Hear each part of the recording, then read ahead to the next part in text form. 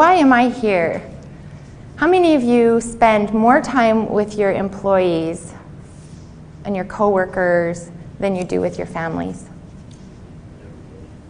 Most of us do, yes.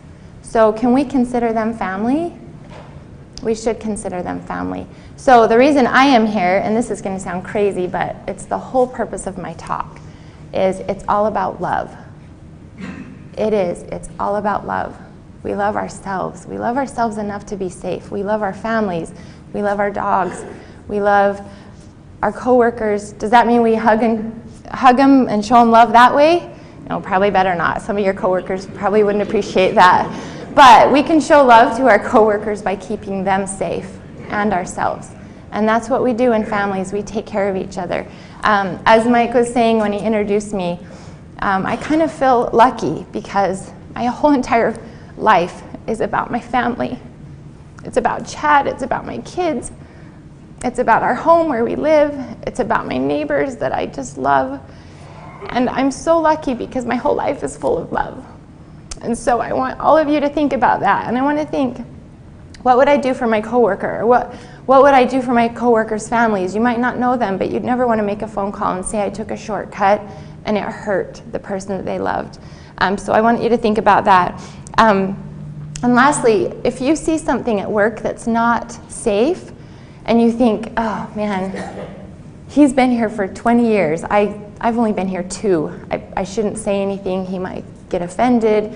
He knows the better way to do it. I shouldn't say anything. And that is not true.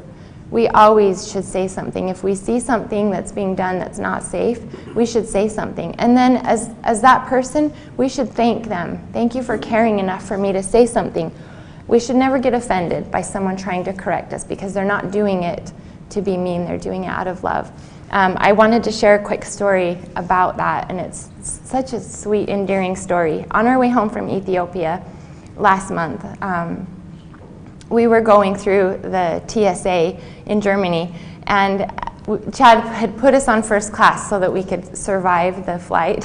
And so we were able to go through the security check that was for first class. So there was nobody there. It was awesome. But as we went through the metal detector, Caleb has a necklace that he wears. He calls it his Jesus necklace, and it's a cross, and it's metal, and it's just very dear to him. And I had forgot that he had that on. So as he went through the metal detector, it beeped. And so as he got to the other side, I followed him through, and the TSA agent came up, and he was a real tall guy. And he came up, and he stood in front of Caleb, and he put his arms out like this. And he stood there, like, assuming that Caleb would be like, okay, I know what to do. But Caleb was like, he just kind of looked at him, and then he looked at me like, okay. And he ran over, and he just wrapped his arms around him and just gave him the huge bear hug. And the TSA agent was like, whoa. And I mean, it totally caught him off guard. And he thought, okay. So he put his arms around Caleb, and he just patted his back. And, Caleb squeezed on him for a second. And, Caleb had no idea what he wanted. But, love always works. And he thought he wanted a big, giant hug. So my point of this story is the TSA agent didn't push him away. Oh, no, son, that's not what I wanted. I just, wanted to scan you.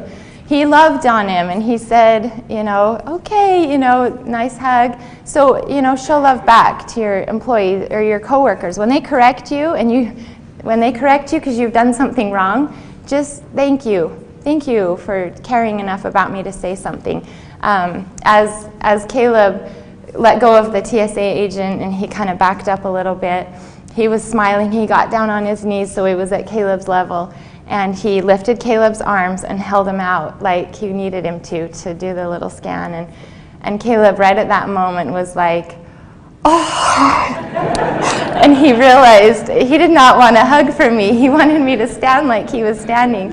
And it was so precious. He got all embarrassed, and the agent patted him and said, it's okay, it's okay.